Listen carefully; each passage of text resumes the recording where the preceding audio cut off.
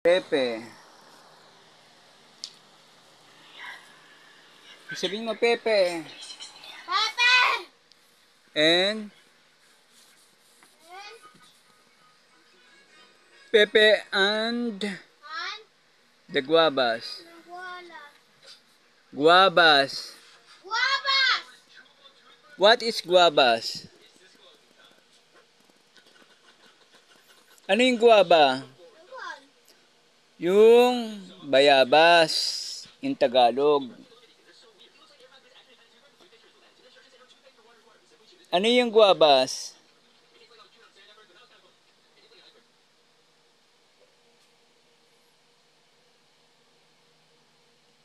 Bayabas. Bayabas. Guava. Pepe climbed the guava tree near his house. What does Pepe did? Climb the guava tree.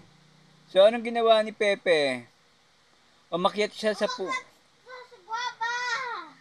guava tree, near his house.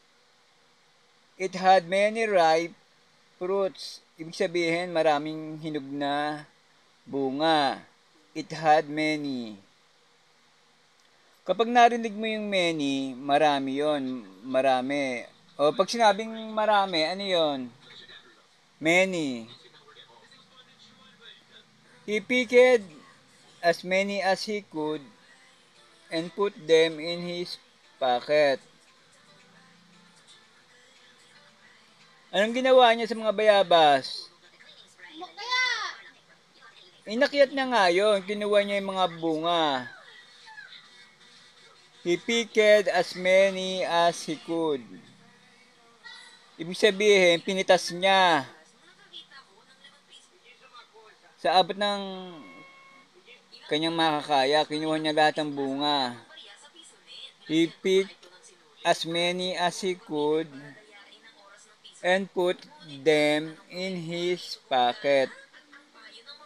Then he sat on a branch and began eating them. Naupo siya sa sanga nito at sinimulan niya ang pagkonsumo, pagkain. Then he ate all of them.